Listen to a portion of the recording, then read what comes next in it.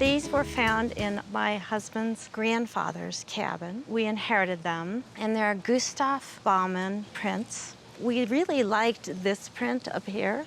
It was in my mother-in-law's kitchen. The other two, we were evacuated from one of the fires 2 years ago, and so we were collecting all the treasures, and we found these in the closet. A dusty closet and a handful of old prints, what looked like forgotten mementos from a cabin, turned out to be the handiwork of a master craftsman and storyteller. Gustav Baumann didn't just print nature, he celebrated it. Working in his Santa Fe studio, he captured the stark cliffs, clear skies, and brilliant sunlight of the Southwest.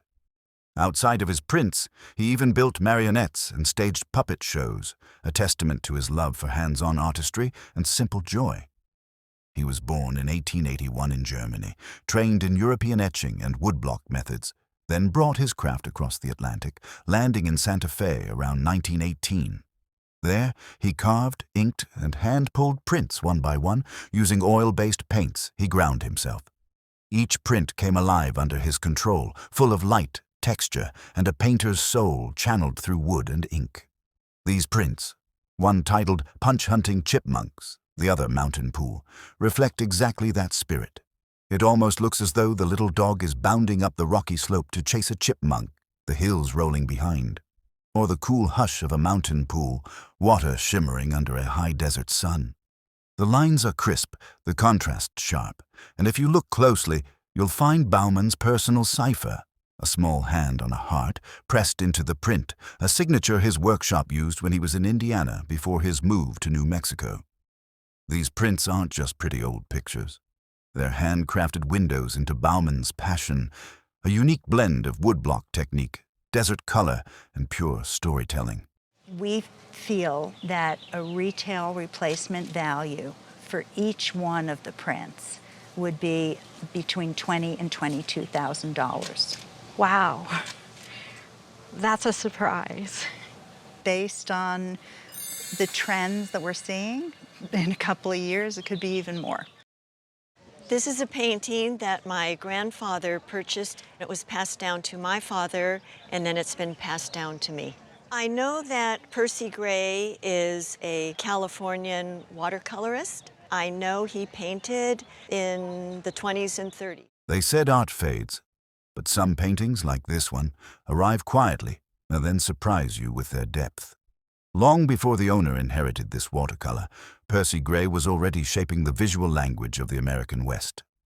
Born in San Francisco in 1869, surrounded by more than a dozen artistic relatives, Gray didn't start painting out of ambition. He started because illness kept him indoors, and a brother who noticed his restlessness handed him a small box of art supplies. He studied locally, then moved to New York in the 1890s, illustrating for newspapers by day and studying under William Merritt Chase by night. The 1906 earthquake brought him back to San Francisco, and it was there that a strange twist changed his course forever. He developed an allergy to oil paint. Instead of quitting, he reinvented himself in watercolor, building a style so dense and atmospheric that people often forget they're not looking at oils. Muted greens, grays, browns, eucalyptus bending in the wind, fields of lupine under soft California light. These became Gray's signatures, shaped by the Barbizon and tonalist influences that defined his mature work. Now, this family's painting is signed and dated 1930, likely purchased from the legendary Gump's store. The scene shows those hallmark gray-green tones, the soft interplay of shadow and light, and natural elements Gray revisited again and again. What began as a simple inherited picture now stands as a quiet testament to Gray's mastery, a watercolor that carries the mood of California's landscapes and the legacy of a painter who let subtlety speak louder than boldness. I think if this were offered in a retail gallery, the asking price might be around $65,000. Oh, gosh. That's interesting to know. It's never been on the market except for the initial purchase. It's in the original frame. It has a lot of things going for it. Well, I know it's a Raymond Jonson painting. I went to an estate sale about 6 months ago, and I saw this on the wall, and I loved it. So I asked the lady what she wanted for it, and she said she'd like $40 for it. So I went ahead and paid the $40. What drew you to the painting? Well, I'm a native New Mexican, and I just recently moved away from New Mexico and wanted to purchase it so I would have something to remind me of New Mexico. Some artists don't just paint a landscape, they build a world you can step into. And Raymond Jonson was exactly that kind of creator, the kind who didn't wait for the art world to define him. He built his own lane. Born 1891, Jonson grew up moving through the Midwest before eventually finding his voice in the Southwest. By the early 1920s, he was experimenting with modernism long before it became fashionable in New Mexico. He visited Santa Fe in 1922, fell in love with its light and open spaces, and within 2 years packed up his life to relocate there fully. Jonson was always evolving. By the 1930s, he co-founded the Transcendental Painting Group, a collective devoted not just to painting scenes, but expressing spirituality through form, color, and geometry. His approach was meticulous, his own personal device, a signature symbol often appearing on the lower left of his works instead of a written name. And then this piece titled Arroyo No. 3, an oil on board from 1922, carrying that device and the original title inscription on the back, likely written in the artist's own hand. The frame appears to be original as well. Jonson returned to arroyos often, those dry desert channels carved between rising earth, and another work from this same year, and the theme sits today in the Smithsonian. What you picked up wasn't just a desert scene, it was an early chapter in Jonson's New Mexico story, preserved, signed, dated, and still speaking the same language of color that first moved him west. I think today, conservatively, for auction purposes, $30,000 to $50,000. Wow, that's amazing. That's amazing. That's a pretty good investment for $40. No, I think it's terrific, and I love it. I would insure this painting for $80,000. That's amazing. Wow. that's I've had to stop working, and it's really hard when you can't work anymore, and to buy something that's worth something that I can contribute back means a lot to me. It's an Alexej Jawlensky. It was my uncle's, and my mom inherited it when he died in the mid-70s.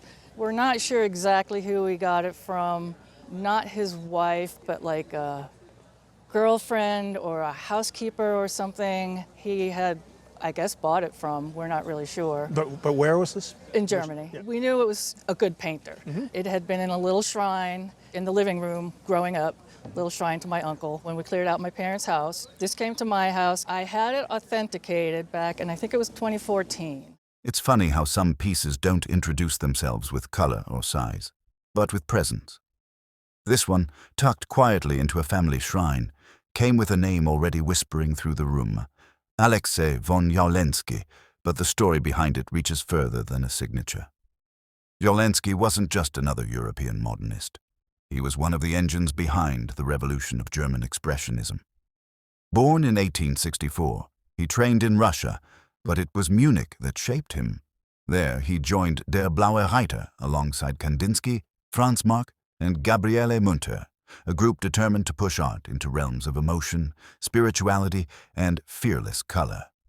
His early works explode with those ideas, expressive and electric.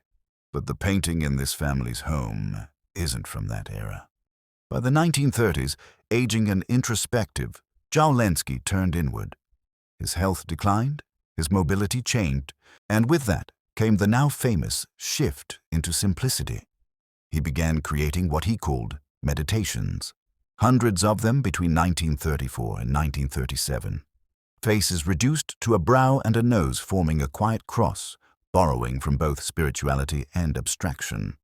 No two are identical, but together they feel like pages from a private prayer book. The piece brought to the appraisal is exactly that, a small, somber-toned meditation, oil on paperboard, covered with multiple signatures, classic Jawlensky confidence. It carries that unmistakable cross-like structure the owner once misread. Endearingly, has religious imagery. A modest work in size, but unmistakably tied to one of the most personal chapters of Jawlensky's career, the kind of painting that sits small on a wall but large in art history. If you want to insure it, it'd probably be worth about $100,000 for insurance. Okay. Great. There's a lot of money in a little package. Yeah. Cool. Thank you. It'd be about $50,000 to $70,000 Right. at auction. It's about my great-aunt and uncle's ranch in eastern Oregon near Prineville. It was painted by Maynard Dixon, probably 1913. Okay. He stayed with them at least once that I know of, and it's been in my family ever since. It was my aunt's property, great-aunt's property, and she willed it to my mother, who willed it to me. Some paintings don't just show a landscape, they return you to the exact ground someone once stood on. That's the kind of pull Maynard Dixon had and still has on the American West. Before we get to the family painting, let's rewind to the man behind it. Maynard Dixon started as an illustrator in San Francisco, even sending early works to Frederick Remington, who encouraged him to pursue the West more seriously. Dixon shifted fully into painting, developing a style defined by bold colors, strong forms, simple lines, and that unmistakable heavy impasto he often used to sculpt the foreground of a scene. He traveled widely, lived the cowboy aesthetic he loved, and even married photographer Dorothea Lange for a period. A reminder that Dixon didn't just paint American stories, he lived inside them. Now this painting carries all those fingerprints. It's an original oil on canvas mounted on board, likely painted around 1913. The view is unusual for Dixon, almost a topographical downward look over an Oregon ranch near Prineville. The inscription reads, Escondido, to Tom and Mrs. Tom, Maynard Dixon, with part of the date hidden under what appears to be the original or period frame. The impasto is visible in the lower right, just above the inscription. What makes it even more personal is the reason it exists at all. Dixon had stayed with the family on their ranch, and this piece was almost certainly a gift, not a commissioned work, a snapshot of a place he once stood, preserved in paint and still recognizable today in the rocks and the rise of Mount Jefferson. $7,000, $12,000 is really under the money. It's worth a great deal more than that in 2022. Really? Talking with colleagues, we believe that if offered at auction, an auction estimate in 2022 would be $50,000 to $80,000. My goodness. That's a surprise. Well, it's worth that much sitting on my wall, I'll tell you that. That's amazing. These were wedding gifts to my parents, 1948. Oh, wow. And my parents were from New York and both working in Manhattan at the time. Mm-hmm. We've always had them in our homes. I've moved them several times, but I didn't know this was a famous artist till I watched Antiques Roadshow, and they showed the Bierstadt painting, and I have two of those downstairs in a box. And do you have them hanging now? This one has been hanging, this one not. This pair of oil sketches reveals a lush, atmospheric landscape and a dynamic, wind-swept seascape, and they also tell the story of Albert Bierstadt. Albert Bierstadt was born in 1830 in Germany. He honed his craft at the Düsseldorf Academy, immersing in meticulous romantic techniques under mentors like Andreas Achenbach. Bierstadt painted prolifically across America and Europe, creating grand canvases for major institutions and smaller oil sketches like these. His work features characteristic luminous skies with rich texture and carefully rendered trees. While he is best known for Western subjects, he also painted East Coast and Caribbean scenes. Bierstadt was known for making light feel monumental. These circa 1870 oils, both signed with the conjoined A. Bierstadt, typical of his mark, feature an East Coast landscape and a rare seascape, both on canvas laid to masonite for stability. Slightly dirty, yet well preserved, they hold that sky's luminous promise. These fascinating paintings offer a more intimate glimpse into the process of a master of the grand landscape. A gallery would probably ask somewhere in the neighborhood of $50,000. No kidding. The seascape That surprised me. The seascape is more unusual, and it's probably more in the perhaps 15,000 range. My aunt left it to me. She had had it since the early 70s, 71 or 72, I believe. And what do you know about it? Well, I know it's a painting of the Art Institute, and I can remember her having it for many years hanging in her living room. Do you know where your aunt acquired this painting from? No, she lived in Chicago most of her life. I don't have any idea, and I now wish I had asked her, but I don't know. Bright American flags flutter above the crowd on Michigan Avenue, and the famous bronze lions stand guard at the steps of the Art Institute of Chicago. This depiction is the work of a painter who captured the pulse of early Chicago with sympathy and detail. His name is William Clusmann. He attended the School of the Art Institute of Chicago and also studied in Germany. Clusmann favored realistic urban landscapes over rural ones. As a Hoosier painter from southern Indiana, he drew from European academic techniques. His works often feature city streets, figures in period attire, and American symbols like flags. He exhibited nearly 160 pieces at the Art Institute of Chicago. Living and working in the city fueled his focus on its evolving skyline. This particular oil-on-canvas painting, painted around 1910 and titled July Morning on the Avenue, stands apart because it depicts a beloved civic landmark with patriotic imagery. This vibrant scene, with its many flags, commands a high value and celebrates the artist's deep connection to the city. If this were to come up in an auction, the estimate would be between $30,000 and $50,000. That's nice. Because this is the Art Institute of Chicago, with American flags all throughout the painting, that creates more interest. Paintings with American flags always sell for more than just street scenes. Really? We think this could probably set a record for the artist if it were to come up at auction. And for insurance, it would probably be in the $75,000 to $80,000 range. Well, it needs to be insured. My mother used to take me downtown and we'd go to the art museum, and that's why it's special to me. It brings back memories, that's for sure.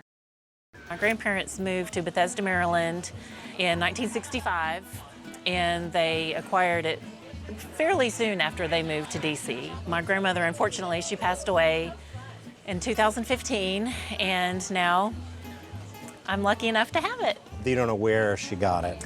It was at an estate sale in the Bethesda, Maryland area, DC Metro. Any notion of what Grandma might have paid for it? I have no idea. Maybe $1,000? $1,000. She wouldn't spend much more than that when she would go to estate sales. That was kind of her limit. $1,000 is a lot of money in 1965. Yes, absolutely. And do you know about the artist? I do know. Mary Elizabeth Price was from Pennsylvania, and I'm from Pennsylvania as well. So that was, and my grandmother was from Pennsylvania. She had just gorgeous oil paintings with gold foil. That was kind of her thing. I've heard she didn't have a lot of screens, but I have read that her brother made the frames for the screens on her oil paintings, but I don't know a whole lot more than that. This painted screen lights up like a garden in golden hour, and the story of the artist behind it will make you want to lean in. Mary Elizabeth Price's painted screen, a riot of vibrant peonies and irises, reads like a small altar of garden color. She grew up in Martinsburg, West Virginia, and studied at the Pennsylvania Museum and School of Industrial Art and the Pennsylvania Academy of the Fine Arts with instructors including Hugh Breckenridge and Daniel Garber. Her brother, Moore Price, converted her oil paintings to screens. Her style blended impressionistic vibrancy with opulent gilding, inspired by 15th-century Sienese panel paintings she encountered during a formative trip to Europe. She also often depicted lush, floral subjects from her own garden, elevating painted screens as a signature format that showcased her innovative use of gold and silver leaf. As a pivotal member of the Philadelphia Ten, an influential women's art collective, she exhibited prolifically from 1921 to 1945, sharing her work across 65 shows and cementing her legacy among New Hope colony artists. This piece on masonite bears the signature Amem, Elizabeth Price, and dates to the late 1920s. While the surface shows some discoloration, from dirt and past cleaning, the work remains a radiant example of her unique vision. I think as it sits at auction, we would suggest $60,000 to $80,000.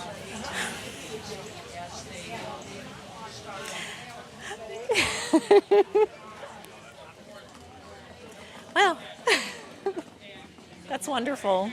It is a gorgeous thing. If it were in perfect condition, we would probably say 80 to 120. Okay. My mother got it, I think, from her mother, or else she acquired it somewhere. But somewhere in my mind when I was a kid, I think it was my grandmother's. Well, the artist's name is Raimundo de Madrazo y Garreta, and he's a Spanish artist. His father was an artist as well, and he's very famous for painting in the 19th century and early 20th century. He lived from 1841 to 1920. Although he's Spanish, he painted mainly in Paris and New York. He had a studio there. A lot of society people collected his works and were painted by him as a portrait artist. Although this is not a portrait, this is a genre scene. Do you know what's going on in the scene? I'll let you tell me because you know better than I do. Okay, well, you've lived with it longer. That's true. Yeah.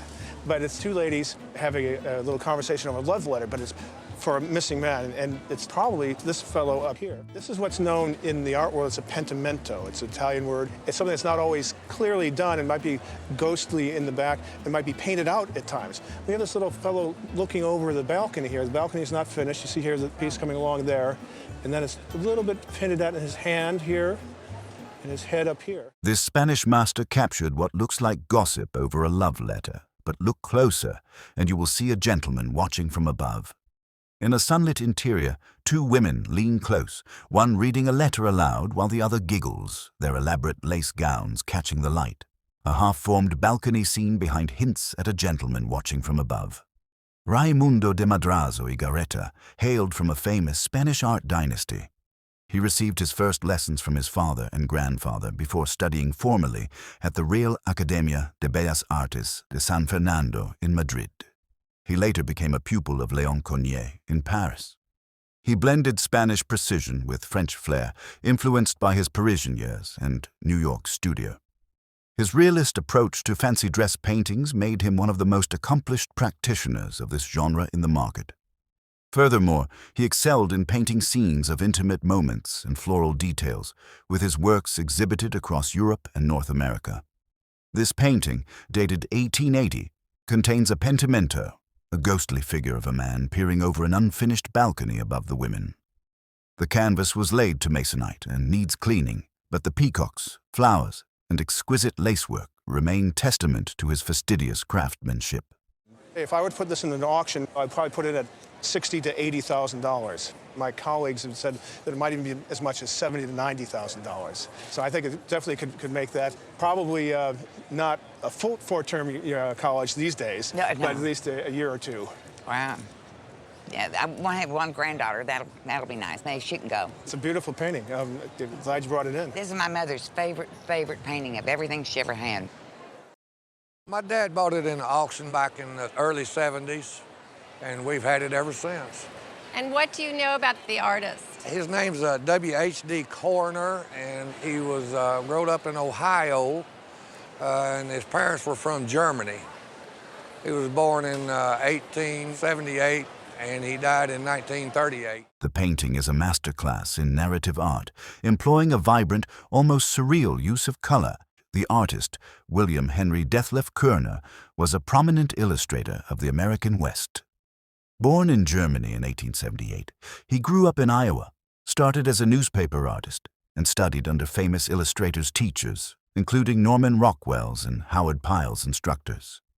He became known for his detailed and historically accurate depictions of the West, conducting extensive research for his work. This particular piece is an oil on canvas and is dated 1935. The appraiser noted an interesting detail. The artist had taken two smaller stretched canvases and joined them together to create a larger work, perhaps realizing he needed more space for the composition. Other works of his from around the same period include Days of the Dons and Guests Gold, works of his canvas paintings that have fetched tens of thousands of dollars at auction. The illustration of this particular piece depicts a Western scene with dramatic color and action. The exact story is illustrated for a magazine like the Saturday Evening Post, for which Koerner frequently worked. Prominently featured in the foreground is a central figure, a man with his thumb tucked under his lapel, seemingly moments away from drawing his gun. The richness of the cultural artifacts he wears, hanging chili peppers, a distinctive hat and kerchief, a belt adorned with silver medallions, and a serape over the shoulder of another figure, showcases Koerner's deep research and commitment to authenticity. Unlike some of his somber works like Madonna of the Prairie, this illustration is filled with the warmth of the adobe earth and the immediate drama of the Old West, making it a vivid and instantly engaging piece of storytelling through paint. Do you know how much your father paid for it when he bought it at auction? I believe it was around $30,000. Well, if you were to sell this in a retail gallery, I would expect the price to be around $150,000. Really? Excellent. When I was a little kid, my parents got it at a yard sale in Chicago. They were looking for a salt shaker for their brand new house, but they saw this there for $5 and they just had to get it. And ever since then, it's just been on the wall in our house, and I've just always been curious about it. Do you know when your parents bought it? Well, I was about 1 at the time, so I think like 98, 99. A valuable 4 or 5-inch 1945 Gertrude Abercrombie oil painting, presented as an untitled work. This tiny yet potent oil painting is a quintessential example of Abercrombie's autobiographical surrealism, a haunting dreamscape that uses a concise visual lexicon to create a sense of mystery and personal narrative. Abercrombie was a prominent American surrealist painter based in Chicago, often referred to as the Queen of the Bohemian Artists. Her paintings are highly personal, serving as a visual diary of her inner consciousness. She stated, "It's always myself that I paint. Everything is autobiographical in a sense, but kind of dreamy." Known for her eccentric personality, Abercrombie cultivated a witch's persona, which she embraced in her life and art, often incorporating images of brooms, pointed hats, and cats. Abercrombie's colorful life as the Queen of the Bohemian Artists and her close connections to jazz legends like Dizzy Gillespie and Charlie Parker add cultural cachet and an intriguing backstory to her art. The painting features several of her signature symbols, including a barren landscape, a large moon, an owl, a small table with a cup, the witch's brew, and a white cloud. The small size of the appraised painting is typical of some of her most valuable pieces, and a clear documented ownership history contributes to its authenticity and value. I think at auction, even though it's only 4 by 5 inches, we would give it an estimate of $8,000 to $12,000. Wow. That's a lot. More than 5. That's, I would have guessed like maybe 35. Yeah. Wow.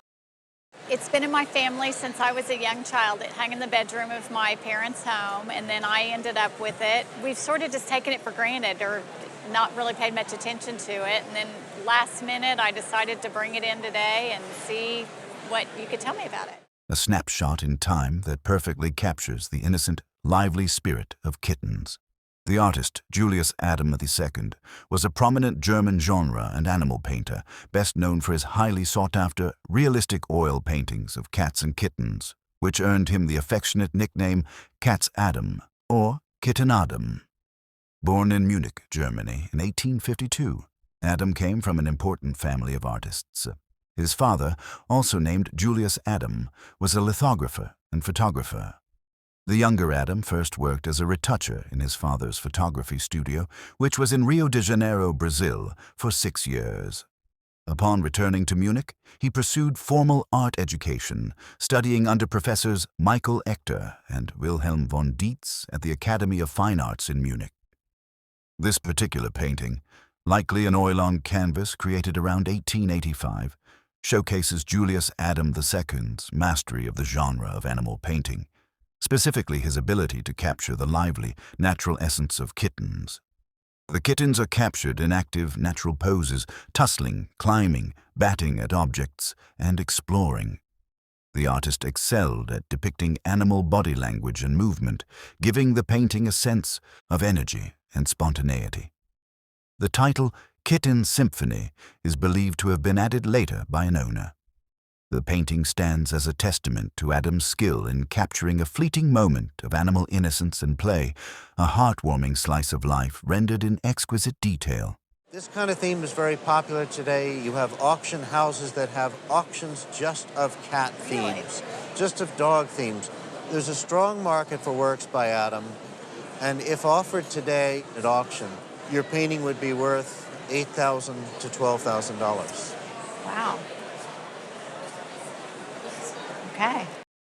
Well, I brought a portrait, a study done by Jamie Wyeth of Andy Warhol. It was done in 1976 for a show at the Koerner Gallery in New York City. And you went to the exhibition, I to the opening? There. I was there. And what else did you bring? Photographs of Andy Warhol, Jamie Wyeth, and the final portraits that they did of each other. And how many studies were in the exhibition? Do you remember? The study like this is number 12. Maybe there were 15. There were just charming little studies that Jamie Wyeth had done. Right.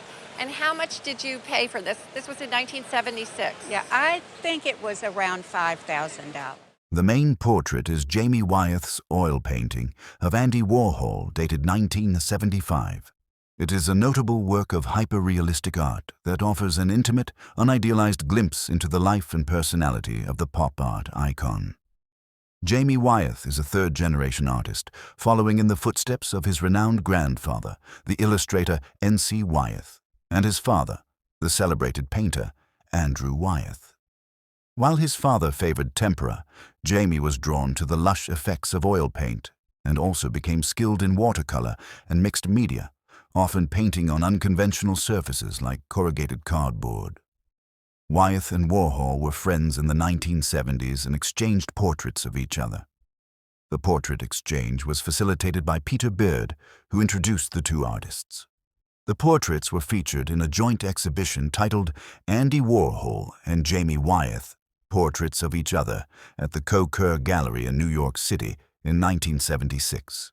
When Warhol painted Jamie, he made him quite glamorous. He made him, as he put it, very movie star-ish. Mm-hmm. And Jamie's comment about the portrait was that it was really a little bit too glamorous for him. In contrast to Warhol's carefully curated public image, Wyeth's portrait is a starkly realistic depiction, showing blemishes on Warhol's skin and his wig looking messy. Wyeth reportedly used a significant amount of white paint due to Warhol's extreme paleness. The exhibition was highly anticipated because the artists were seen as polar opposites. Warhol, the patriarch of pop, and Wyeth, the prince of realism. The show is credited with helping revive interest in the genre of portraiture. A key feature in one mixed media study is the inclusion of Warhol's beloved dog, Archie, a Jack Russell Terrier, who accompanied him nearly everywhere. I think if this were offered today, the retail price for this painting, the portrait of Warhol, might be around $75,000. Wow. Wow. This accompanying material, which you also brought in, is very interesting, but it really doesn't have any market value. Well, that's wonderful. I remember it in the family house above the fireplace since I was a wee little lad. And I'm pretty sure, I don't know, but I'm pretty sure it came down from my grandfather. Found for a mere $125 at a thrift store, this unassuming landscape oil painting turned out to be an authentic work by a master of American Impressionism, Walter Launt Palmer. Born in Albany, New York, Palmer grew up in an artistic household. His father was the noted neoclassical sculptor Erastus Dow Palmer. This environment led to friendships with prominent artists, and he received early training from the renowned Hudson River School painter, Frederick Edwin Church. While Palmer also painted Venetian scenes, he is best known for his intimate and atmospheric winter landscapes. He was one of the first American painters to use blue shadows in snow, which was considered revolutionary at the time. This particular painting features a quiet winter landscape, likely a path or road cutting through a snowy field, possibly with some trees or a structure in the background. It captures a moment of serene, atmospheric beauty. This work is an example of the artist's craft, from the height of his career when he was known as the painter of the American winter. Far from being a simple snow scene, the painting is a study in light and color, showcasing Palmer's revolutionary technique of using delicate shades of blue, lavender, and pink to render shadows in the snow, a concept that was avant-garde for its time. While well preserved overall, the frame was observed to have been changed, and the plague switched to this new frame. The painting was also determined to have been over-cleaned by a restorer at some point. This aggressive cleaning slightly diminished its market value compared to a pristine example. As it is, a reasonable auction estimate for this painting would be $20,000 to $30,000. Wow, that's great. Had it not been so aggressively cleaned, I think that a reasonable expectation would have been closer to $40,000 to $60,000. Wow. No, it's wonderful. It's part of the family. In, golly, I guess it was 1963, I did my junior year in Madrid, Spain. And I lived right close to the Joaquin Sorolla Museum in Madrid. Later, I moved to Cambridge with my first husband, whom I met in Spain. It was about 1965, 1966. And we found some of Jane Peterson's work, and he purchased several of the harbor scenes, and I just fell in love with this because it reminded me of Joaquin Sorolla. Oh, how wonderful. The light and the Spain, and so I just fell in love with her, and I've lived with her for, golly, almost 50 years. This piece, radiant with its shades of blue and subtle patterns, captures the vibrant style that defined the artist's career. Jane Peterson, a trailblazing American artist, infused her canvases with the vibrant light of distant shores. She studied art in New York before venturing abroad to hone her craft. Peterson's style evolved from impressionistic tones to bold, expressionist colors after influences like Sorolla in Spain, where she studied and formed a deep friendship. She captured exotic subjects from the Middle East to Italy, often traveling solo as a single woman ahead of her era. Her works drew from Paris encounters with Picasso, Cézanne, and Matisse, introduced via the Steins, and she exhibited with the Allied artists of America. Peterson gained recognition for her wide, vibrant brushstrokes and use of bright colors in still lifes, beach scenes, and travel-related scenes. The time she spent in Europe had a big impact on her daring use of color. The answer, an oil on unlined canvas signed and dated around 1925, captures that intimate mystery, exhibited in New York in 1929. Its pristine condition radiates the same enigmatic pull that attracted the attention of viewers. As I recall, I paid $150 for it. $150. Her work is very popular. It's also a very period piece, and it's very colorful and brilliant, and so for all those reasons, I think it's very desirable in the marketplace. And I think that a gallery in New York would be asking $300,000. Where's the chair? Now I need that chair. These are my grandparents and their first baby, Susan, my Aunt Susan. And they're on the shores of Lake Erie looking at their baby, and that's actually where I grew up in the summer, at our summer cottage. And what town is it? This is in Curran, Ohio, which is very close to Norwalk on Lake Erie.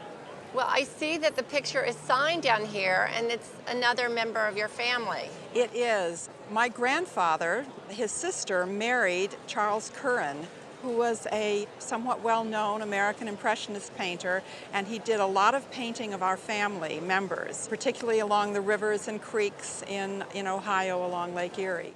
This family portrait on the shores of Lake Erie was painted by the bride's own brother-in-law. This particular round-format painting, signed and dated by Curran in 1894, is a portrait of the artist's own relatives. The work is oil on canvas and features a clever, decorative technique of gold-painted corners that create the illusion of a larger, more elaborate frame. Charles Courtney Curran grew up in Ohio and studied art in Cincinnati and New York, where he studied under Walter Satterley before traveling to Paris, where his teachers inspired him with their paintings of peasants and landscapes. His style blended American Impressionism with influences from French peasant and landscape scenes, focusing on portraits, sun-drenched landscapes, and elegant women posed in dramatic, cloud-filled settings. He often painted scenes around Cragsmoor in the Hudson River Valley, where he kept a studio. By the late 19th century, he divided his time between New York City and Cragsmoor. He also painted many works featuring family members along the rivers and shores of Lake Erie in Ohio. It is a gorgeous and personal glimpse into a family's history, beautifully preserving a moment of quiet affection. Well, I think that almost everyone in our family, as I was growing up, had a Charles Curran because a lot of the lovely women were in fact my relatives and painted on the beach. And I believe that as people sold them off, I'm one of the last people in the family who retains a Charles Curran. I think they sold them for about $6,000 to $10,000. Well, I think if you sold this at a retail gallery today, it might bring around $75,000. Oh my goodness. That's amazing. Wow. It's really a lovely work. Anytime you have a woman in a white dress in a painting, the value automatically goes up. Really? That's what people love. Oh, thank you very much. This belonged to my great-granduncle. He managed a hotel on the west side of New York, and he had a room that had a skylight, and so he let Thomas Benton use it as his studio and other artists from the Student League. And some of these paintings were gifts for using the room, I believe, and they bought some of them. And this Joseph Stella was an early work, and he had Stellas and Bentons and all kinds of wonderful associations through the years. And how did it come to you? After he passed away, it went to my mother, and then it came to me. And I've lived with it and loved it for years. We called it the angelfish, and I know it was painted in somewhere between 1922 and 26. Look closely at this incredible scene of underwater life. The vibrant color palette and streamlined form of the angelfish are simply stunning. The artist Joseph Stella arrived in the United States from Italy around 1902 at age 19 and honed his craft at the Art Students League in New York. After completing his art program, he left the United States for Italy because he was homesick, and his time there and later in Paris introduced him to the crisp lines and vibrant colors of modernist art. Influenced by artists like Georgia O'Keeffe, Alfred Stieglitz, Gino Severini, and Umberto Boccioni, his style shifted from early realism to sharp geometric forms. He became a key figure in American modernism, known especially for his depictions of the Brooklyn Bridge and his symbolic paintings of natural forms. This painting is a stellar example from his later period, created between 1922 and 1926, when he was exploring organic subjects with vivid palettes and an astonishing sense of intensity. It has been preserved in excellent condition and is a spectacular piece that fully captures Stella's powerful and visionary style. Been very good. Oh.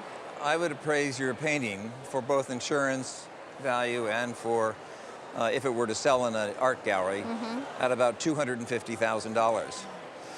I feel it's, I've just been consulting with my colleagues. I think it's quite a spectacular piece. You're lucky to have this. You amaze me. Lucky to have this inheritance. Well, thank you so much. Well, congratulations. That's amazing. My husband was a student at Washington State University, and he had an art professor by the name of Clyfford Still.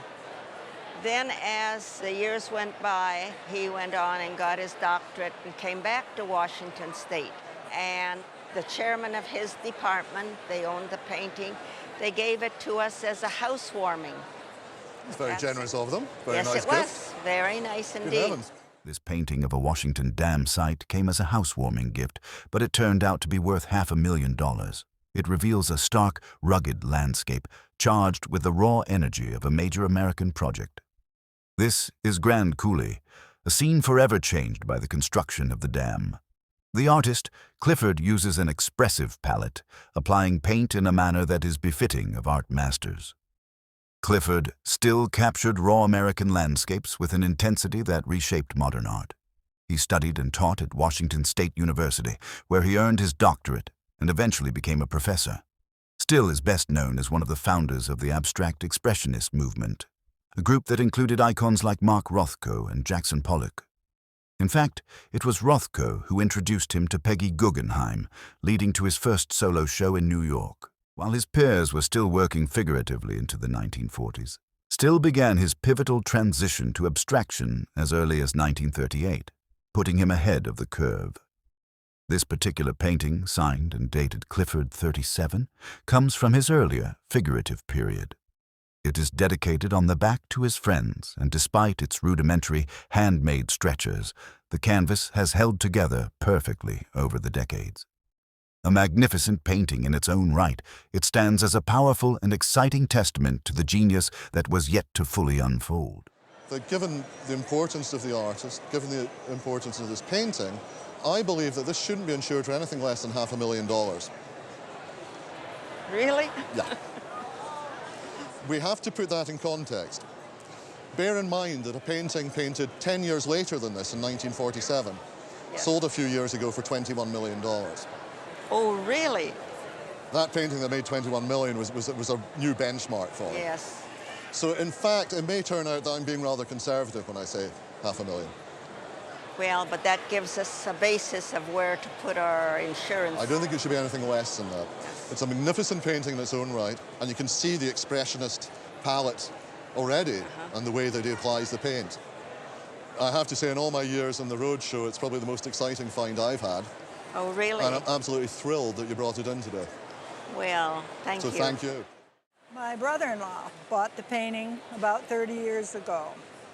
And the story is that he studied the Hudson River Valley artists for quite some time and went to New York and went to a gallery and asked to buy a Hudson River Valley painting. And the gallery owner said he didn't have any. And in fact, the only one he knew of was in a home in the hills in New York. And if you knew my brother-in-law, you'd know that he would be able to get any kind of story out of anybody. So he got his name and his address from the gallery owner and went to his home. Went to the owner's home. The owner's home. And they sat and conversed for many hours before he could talk him into finally selling him the painting. This striking Hudson River school landscape features a moody sky and brilliant lime greens. But what makes this work worth so much is what it doesn't have: the formulaic style that later marred the artist's work. Jasper Francis Cropsey was born in 1823 on Staten Island, New York. He trained as an architect under Joseph Trench in the early 1840s and studied watercolor with Edward Morey. He also took life drawing courses at the National Academy of Design, where his work was later exhibited. He is a Hudson River School landscape painter known for vivid autumnal color and precise architectural forms, and his style evolved from Thomas Cole's dramatic romanticism to Frederick Church's luminous detail, blending them into vivid depictions of the American wilderness. He often painted scenes of lakes, mountains, and pastoral life, influenced by travels to England and Italy, as well as sketching trips to the White Mountains and Newport. This painting is signed and dated 1881. It is currently oil on canvas laid down to masonite. The presence of a figure, a boat, and his signature cluster of cows makes this particular piece highly desirable. We see the artist's brilliant technique avoids the formulaic approach of his later years. It is a truly captivating view of one of the artist's favorite spots. If this painting were offered in a gallery in New York, the selling price would probably be $300,000. Oh my heavens! It's amazing. It's absolutely. Oh my gosh! This is fresh to the market. You've owned it for so long, or your family's owned it for so long, and it's really got all the right ingredients. The cost of restoration like this probably would be somewhere in the range of maybe $2,000, $2,500, something like that. But it certainly, given the value of the painting, it's well worth it. And I actually think once the canvas would come off the masonite, the value could be even a bit higher. It could be up to maybe $350. It's just wonderful. I wish he were here. Yeah, well, he would be pleased to know how things have progressed and how he has such great taste. Exactly. I brought here a painting that was in the family by Angel Botello. I think the first photo that I noticed with this painting was about a year after I was born. Who would have guessed that the artist behind this odd-looking illustration is one of the greatest Latin American postmodern artists. This painting brings to life the three kings, the Virgin Mary, and the Christ child with a unique angular grace. The artist, Angel Botello, was born in Spain in 1913 and later studied architecture in France. He was a soldier in the Spanish Civil War before traveling to the Caribbean, eventually settling in Puerto Rico around 1953. His style blends European Fauvism and post-impressionism with Caribbean color and light. He became famous for Haitian scenes and later opened a gallery at the Caribe Hilton. He painted the people around him with dignity, depicting Puerto Rican and Haitian figures in traditional religious scenes. His angular style, mottled dark figures and brilliant colors made him stand out. He mostly painted single figures and women, making multi-figure compositions like this one rare. He was popularly known as the Caribbean Gauguin, as he captured the Caribbean's vibrant spirit through bold geometric figures that celebrated the people and traditions he loved. The triangle faces were one of his favorite styles. This work, which was probably painted in the early 1960s, shows the three kings, the Virgin Mary, and the Christ child glowing in bright Caribbean tones, a surprisingly modern interpretation of a deeply traditional religious scene. Botello died from lung cancer in 1986 and left behind a diverse portfolio of paintings, sculptures, and artwork, cementing his legacy as one of the best artists of the 20th century. Pretty stable for a while, and then in the last 5 to 10 years they've gone up a lot. And again, because so many of his works do not have multiple figures and are not this grand, this artwork, if you were going to insure it, I would insure it for $100,000. Thank you. Thank you. I didn't think it was that much. I have a painting that was in the Carnegie Mansion in New York City. My father-in-law worked as a boilerman for the Carnegie family while Mrs. Carnegie was still alive, but Mr. Carnegie had already passed. And when she died, her daughter, Mrs. Miller, chose to get rid of certain things that she did not want. So they put small prices on everything, hoping that the employees of the building could purchase them, not knowing that they were going to be gifted. Wow. So everybody picked some moderate things to take, and then at the end they didn't have to pay for it, and this is one of them. And it was in my in-laws' house since 1946, which is the year my husband was born, and he remembers it being in the house all those years and loved it. This is a quiet, powerful portrait of a young Taos Pueblo girl, her gaze both direct and timeless. Joseph Henry Sharp hails from Bridgeport, Ohio, born in 1859. He studies at the Art Academy of Cincinnati and later in Europe at academies in Antwerp, Munich, and Paris. Sharp excelled in realistic academic painting. He painted almost exclusively Taos Pueblo Indian people, capturing real individuals rather than stereotypes. He traveled between Cincinnati and Taos for years before making the Southwest his permanent home. His portraits are celebrated for their authenticity and respect for his subjects. The Taos art colony he founded attracted painters from across the country seeking to document Native American life. Joseph Henry Sharp had the remarkable ability to capture the soul of his subjects with profound dignity. He displays this ability in this particular painting. Created around 1900, it is an oil on board that has never been cleaned or restored. For decades, its J.H. Sharp signature remained hidden behind dust until its appraisal.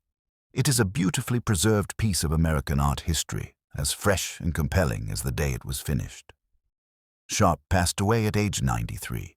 He created over 10,500 pieces of art throughout his career, including watercolors, oil paintings, etchings, monotypes, and pastels, earning him the nickname the Spiritual Father. So these are real people, it's a real portrait. The fact that it's never been opened, it's never been cleaned, it is as fresh as you can get a painting. It's in A+, great condition. If it were to be in a retail gallery situation, this painting would bring between $50,000 and $70,000. I can't believe it.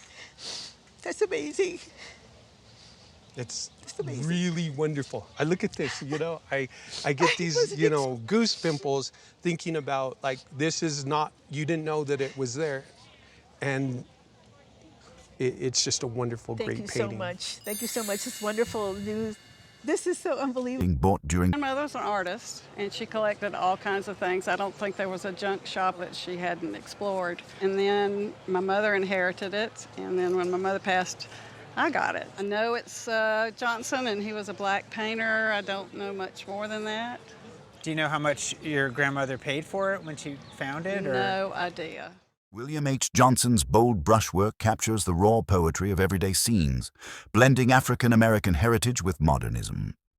You may recognize his later folk art, but this piece uncovers a chapter where William H. Jonson painted with the fiery passion of a French artist.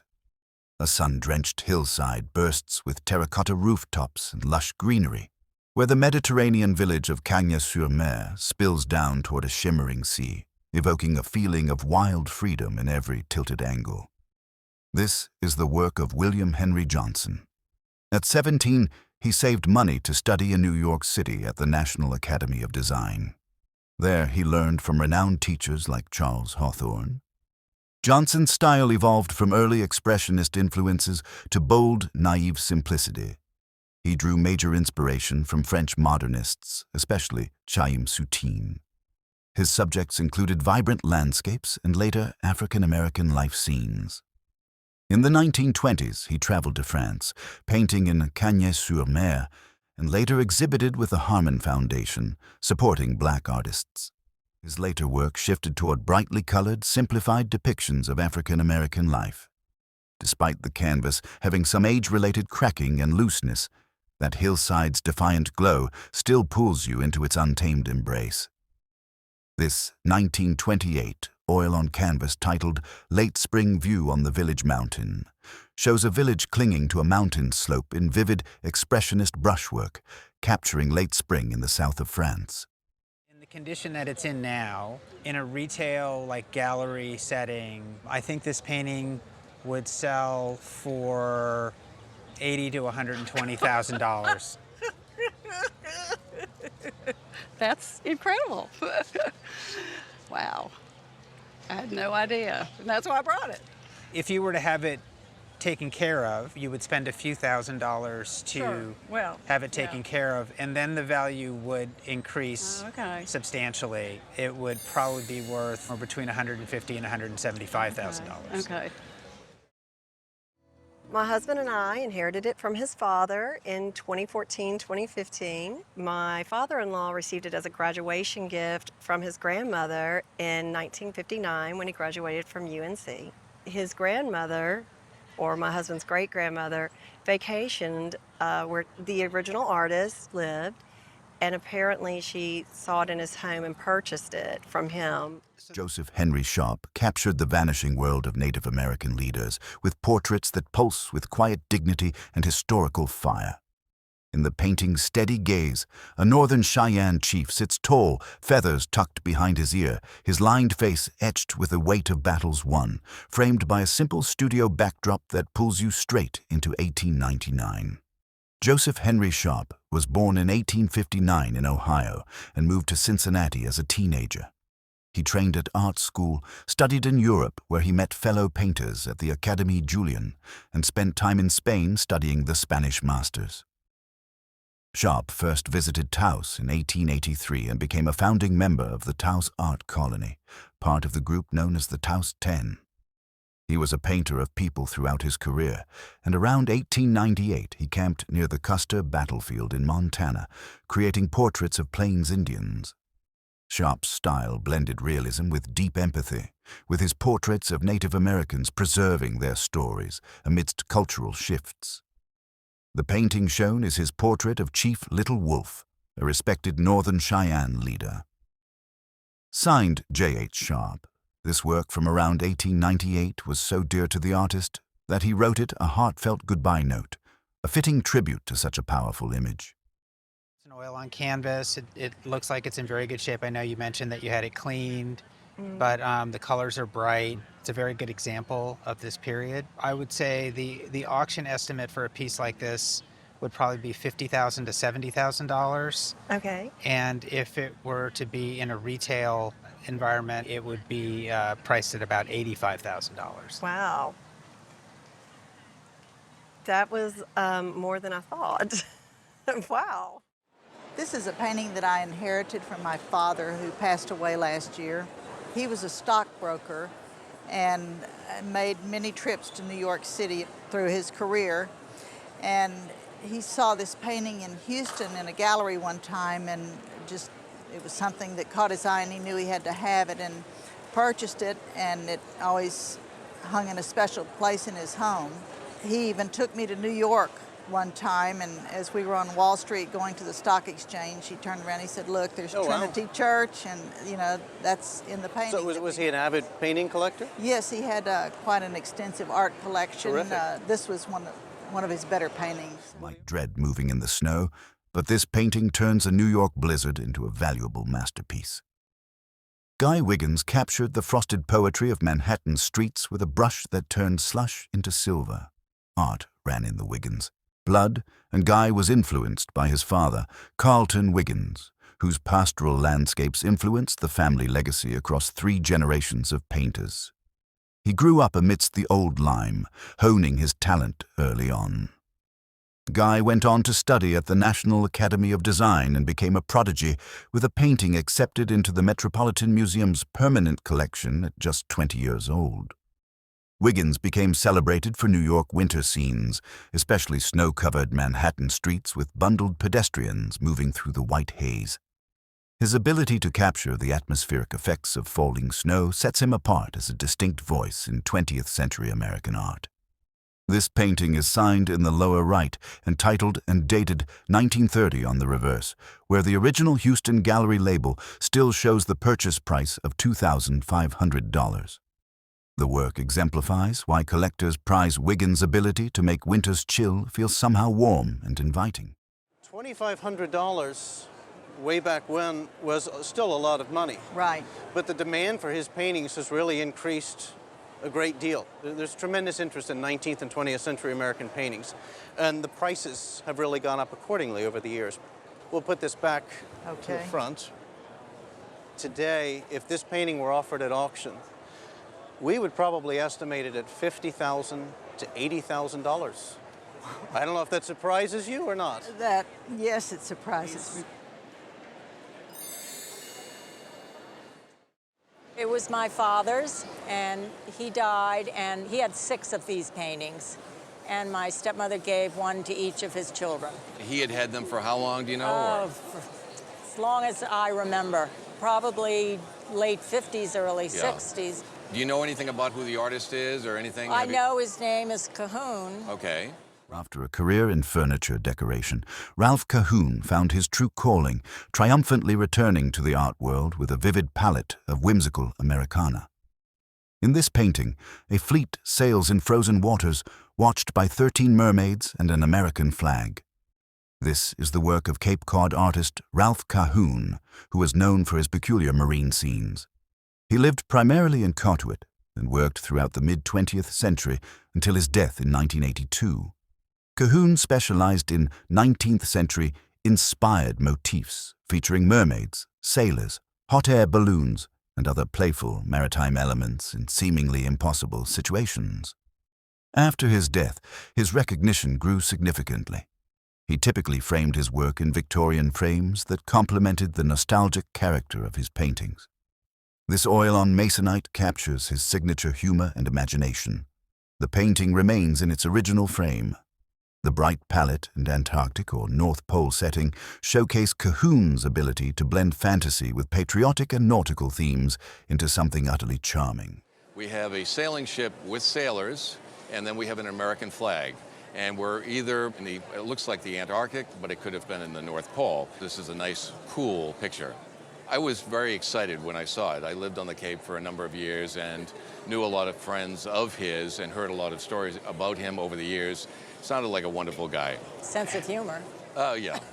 Wonderful, folky, whimsical painting. And I think a good auction estimate would be $30,000 to $50,000. Great. Good price.